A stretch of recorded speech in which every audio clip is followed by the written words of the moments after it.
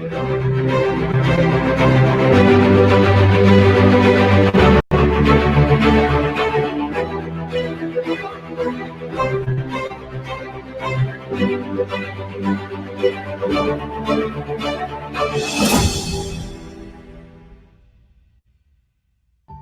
é que o cérebro funciona? Como é que nós funcionamos no nosso cérebro? Já que do P a gente já viu que a parte de programação, estratégia, sequenciamento dos seus pensamentos, das suas estratégias, ações, capacidades, desenvolvimento de capacidades para alcançar o objetivo desejado. Agora nós vamos para a parte neurológica, já que a programação se propõe a programar essa parte neurológica. E quando eu uso a palavra programação, o pessoal já começa a pensar, você acha? O pessoal fala assim, fala algo mais ou menos assim, ó. Você acha que o ser humano é uma pessoa, é um computador, é uma coisa assim meio... então você quer dizer que a gente pode programar com bit-byte, como se fosse um código, fonte, e se der pau, e se entrar um vírus, e se for Windows, tem que instalar alguma coisa, meu Deus! Para com isso. Não é esse pensamento que constrói. O pensamento que constrói eu não estou falando que o cérebro humano é um computador, até porque ele, se for comparado ao computador, ele nem existe ainda. Não existe nada que se compare à sua inteligência, à sua capacidade de identificação, de criatividade e resolução de problemas. Mas podemos utilizar esse mecanismo de comparação para entender, facilitar o nosso processo cognitivo e, assim, aplicar de uma forma mais assertiva aqueles conceitos que a gente vai aprender na PNL, tá bom? Então vamos continuar. Como o nosso cérebro funciona? E quando a gente pensa sobre isso, a primeira coisa que a gente tem que pensar é que nós passamos por um processo evolutivo. E só para você ter uma ideia de como tudo isso funcionou, ou funciona. Quando você pensa no seu cérebro, que foi evoluindo com o passar do tempo, ele é completamente diferente de um cérebro de um réptil, de um mamífero, de um gato, de um boi. Você não vai ver um leão deitado, comer uma cabra, comer um cabra não, uma zebra, comer uma zebrinha, e aí ele está pensando, poxa vida, o que é que eu vou fazer amanhã, e se não tiver zebra amanhã, onde é que eu... Não, ele vai lá descansar e está dormindo. Próximo dia é outro dia. Qual a diferença desse cérebro do leão e do nosso que evoluiu? Porque às vezes a gente se comporta como animais, de forma instintiva, né? E nós somos, de fato. Mas qual é o que evoluiu nesse decorrer do tempo, né? Primeiro nós vamos entender como é que funciona o cérebro de um réptil, por exemplo, né? Vamos ver. O cérebro de um réptil, ele percebe o meio por meio dos 5 sentidos e ele já reage, ou seja, a saída dele já é uma reação. Por exemplo, se você pega um ratinho e coloca ele próximo dos alimentos, ele já come os alimentos, ele não pensa se ele vai engordar, ele vai lá e come, ou seja, a área de entrada e a área de saída, que é o comportamento, a fisiologia, a parte instintiva de um animal, no cérebro deles estão muito juntas, estão bem conectadas ali. Entrou, já sai. Né? Eu vejo a comida, já como. Se eu ver uma ratinha, eu já quero ir lá com a ratinha. Né? Se eu sou um cachorro, vejo uma cachorrinha, vou lá. Né? Se eu vejo meu dono, já lato, já balanço o rabinho. Ou seja, eu percebo essa entrada por meio dos meus sentidos, né? Então, visão, também vou perceber por meio da audição, do tato, do paladar e do olfato. Isso é comum nos mamíferos, né, como nós somos nos seres humanos, recebemos a realidade desse jeito. E depois, os animais, eles reagem instintivamente, eles não pensam. E como é que funcionam os humanos? Vejam, já os humanos, essa área, nós crescemos uma área nova do nosso cérebro chamada neocórtex, por isso que é chamado de neo, onde processa. Vocês devem ter observado, e eu vou colocar de novo esse vídeo, olha aí, ó, você deve ter observado que existe uma distância entre a área percebida, né, e a área que vai ser responsável pelo comportamento. Ou seja, parece, nesse primeiro momento, que existe um processamento cerebral. Ou seja, a tua mente processa alguma coisa antes de reagir, né? Então, por exemplo, hoje, se eu ver um brigadeiro, eu tenho vontade de comer o brigadeiro, talvez eu tenha, talvez eu olhe para o brigadeiro, ele olhe para mim e diga assim, eu vou, me pegue, me coma, né? Ele talvez pense dessa forma, você vê aquele brigadeirinho, você vai lá, mas você decide não comer. Por isso que os seres humanos fazem greve de fome. Isso é uma coisa incrível. Só os seres humanos conseguem fazer greve de fome. Nenhum animal conseguiria fazer uma coisa dessa. A gente pode até brincar com os alimentos, né? Nós somos capazes de cozinhar. Não vai ver nenhum animal cozinhando lá, colocando na panela. Ele quer comer. O que é bom, ele come. O que não quer bom, pronto. Nós processamos essa entrada. Processamos fazendo o quê? Essa é a resposta que não quer calar. E aí a gente vai aprofundando um pouco mais, lembrando que eu acho que nós estamos muito distantes de descobrir ainda algumas questões cerebrais, em relação ao cérebro especificamente. Mas eu digo para você que já evoluímos bastante. Já temos algumas suspeitas de como tudo isso funciona. Primeira coisa que nós temos que perceber é que essas conexões neurológicas, elas acontecem por meio do sistema nervoso. Estamos lidando especificamente com o principal órgão do corpo humano, que é o encéfalo, e que muitas vezes a gente chama de cérebro. E esse encéfalo, esse cérebro humano, né, o cérebro humano, ele coordena, gerencia os seus pensamentos, as suas funções orgânicas, né, as suas respostas, reações instintivas, emocionais e também o seu comportamento. Ou seja, ele nunca desliga. E se a gente fosse pensar nessas fórmulas cerebrais, o que seria? Vamos lá. O cérebro, ele é uma rede de conexões neurológicas que transcendem a parte fisiológica, porque ele percebe o meio e cria uma realidade associativa interna. Ou seja, a sua realidade, ela não é somente percebida internamente, mas ela é também criada. Ou seja, você agora está assistindo esse vídeo e você está criando uma realidade interna. Isso é o seu mapa interno, mapa das suas representações. E essas representações, você vai levá-las para o resto de sua vida. Só que elas vão estar em constante mudança. Cada vez que você tiver uma nova experiência, você meio que faz um upgrade nessas representações. Por isso que a PNL se baseia na ideia que o ponto central desse processo é você experimentar. Por isso o estilo aventureiro.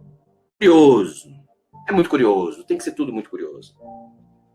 A partir desse fenômeno de criação da realidade, o nosso cérebro tem uma capacidade de captar por meio dos estímulos. Primeiro, utilizando o sentido da visão, a audição, em segundo lugar, tato, paladar e olfato. Esses 5 sentidos, eles constroem a sua realidade interna, baseado nas suas representações que já existem. Ou seja, o que você está realmente percebendo da sua realidade, ela é completamente plástica. Porque a todo instante, quando essas representações internas, esses significados, e associando e comparando com o seu meio, né? Quando a gente aprofunda um pouco mais sobre o nosso cérebro, a gente vai chegar na nossa célula nervosa. E ela é composta por uma sinapse. E essa sinapse é um espaço, ou seja, os neurônios, na verdade, eles não estão se conectando de fato. Eles estão deixando uma fenda, e essa fenda faz com que eles se conectem a partir de uma solução bioquímica gerada no núcleo da célula ou nos órgãos endócrinos, né, sistema endócrino, ou que vem pela corrente sanguínea, onde, ao gerar esses componentes dentro da própria célula, ele transporta esses componentes, esses transmissores, para os extremos dos neurotransmissores, para os extremos da célula nervosa, fazendo com que ela crie uma verdadeira teia de conexões. Isso é a coisa mais incrível. Então você imagina que quando você está agora me vendo, o teu cérebro ele está gerando uma bomba bioquímica. Eu espero que seja de serotonina, dopamina, endorfina. Ah, legal, quero aprender isso, quero usar. E no momento que ela faz isso, as células nervosas elas vão tendo a necessidade de se conectar com as outras células, gerando uma rede neural, de conexões neurais, que vão realizando um processo associativo com outros grupos de neurônios. Mas deixa eu te falar uma informação importante. O cérebro tem 87 bilhões de neurônios. E cada neurônio, cada célula nervosa dessa, pode ter até 20 mil terminações nervosas. Ou seja, se você multiplicar 87 bilhões pela possibilidade de 20 mil, que são as conexões que cada neurônio pode ter, a capacidade do cérebro é infinita. É difícil até de mensurar quando nós estivermos usando todos esses recursos dentro do nosso dia a dia para alcançar. Então, pense comigo. Seria interessante, de alguma forma, você saber controlar esses neurotransmissores? E aí eu vou te dizer algo que talvez seja uma das partes mais importantes dessa primeira parte do nosso curso. São esses neurotransmissores que definem a química cerebral e que dão os sentidos, amplificam os nossos sentidos, e que nos aguçam para ou continuar intensificando aquilo que nós estamos fazendo, ou negando, fazendo com que a gente não faça mais isso. Por exemplo, se você gosta do brigadeiro, e você, toda vez que vê um brigadeiro, vê um desejo ardente, quando eu falo de brigadeiro, você pode associar também com cigarro, ou álcool, ou qualquer outra coisa.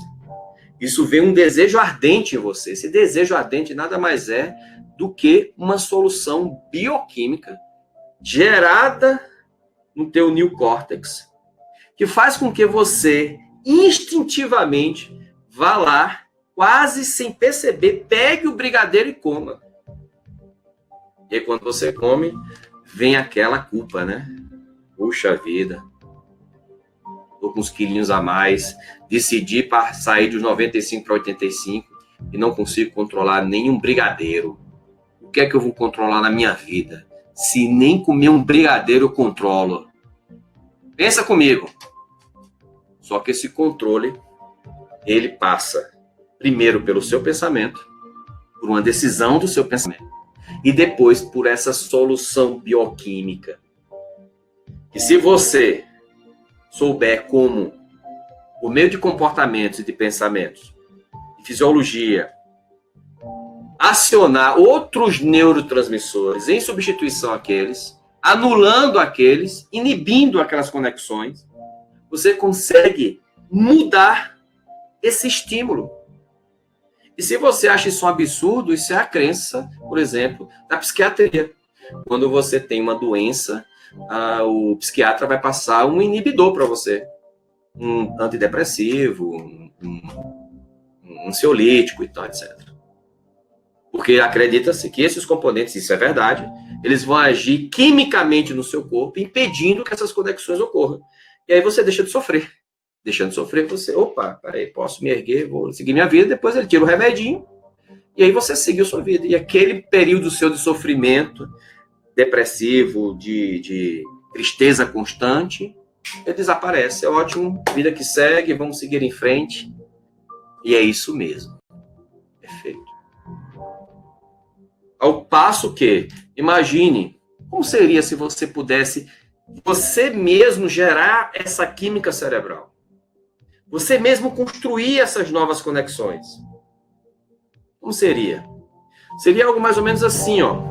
Você poderia trazer para o seu cérebro essas novas químicas cerebrais que iriam sendo enraizadas dentro do teu neocórtex. E aquilo que antes se apresentava vai gerando novas associações representativas, associando ainda mais representações, construindo novas estratégias, permitindo que você amplie a sua capacidade, conectando até recursos do passado, de quando você era criança, de quando você era adulto, tecnológicos, gerando uma grande conexão no teu cérebro, permitindo que você oxigene aquele seu estado e realmente alcance com alegria, disposição e prazer, como hoje eu estou dando essa aula para vocês. Esse é o nosso cérebro humano. Pense comigo, agora. Sabendo de tudo isso. E o que eu estou falando parece ser uma novidade, mas isso já é senso comum. Tá? Você pegar qualquer nível de neurociência, eu tenho um livro aqui de neurociência, vou até pegar aqui. Esse livro aqui, ó, é do Eric Kandel. Ele foi Nobel de Ciência. Ele desenvolveu um processo que a gente vai falar sobre daqui a pouco, sobre memórias, uma ideia sobre memórias, tá? É um livro meio denso, acadêmico. Todo o conceito que eu estou explicando para vocês veio do Eric Kandel, e hoje é senso comum. Você pegar qualquer livro desses, os caras vão falar isso. Mesma coisa. Agora, você sabendo disso, você pode recorrer ao remédio, é uma opção. A indústria farmacêutica está aí, levando você, mostrando para você que é muito mais fácil você ir lá no médico, tomar uma caixinha de remédio, enfim, é muito mais fácil. Ou você entender por que está acontecendo, de repente utilizar-se inicialmente do remédio para interromper aquele padrão, e depois desenvolver comportamentos funcionais que elevem esses mesmos neurotransmissores na sua mente, permitindo que você alcance resultados bem mais assertivos, sem precisar de química cerebral nenhuma. Como seria isso? Essa é a pergunta. Como seria isso? Pois é, eu experimento isso todos os dias.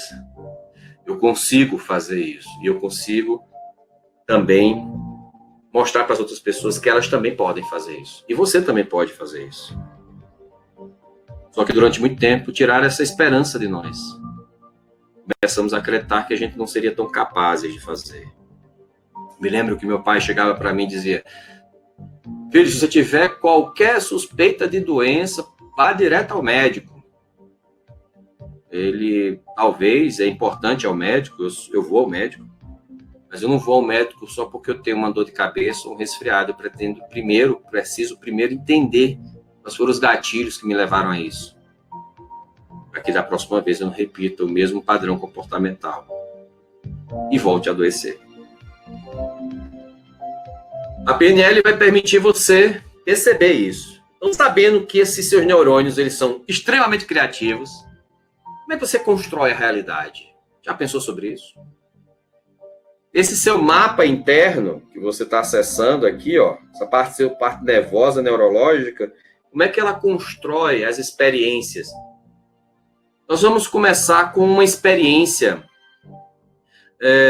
visual. Tá? Eu gostaria que vocês vissem agora essa ilusão de ótica que eu vou passar para vocês, tá? E é uma ilusão bem interessante. Vamos vê-la? Bem, nessa ilusão eu gostaria que vocês observassem um cenário e tem uma tela, né? Um xadrez, onde tem duas cores, uma cor cinza claro e uma cor cinza escura. E tem um cilindro no meio que gera uma certa sombra. A pergunta que eu tenho para você é a seguinte: olhando esse desenho que você está vendo aí agora, qual é a cor mais escura? É o quadrado A ou o quadrado B? Pense um pouco. É o A ou o B?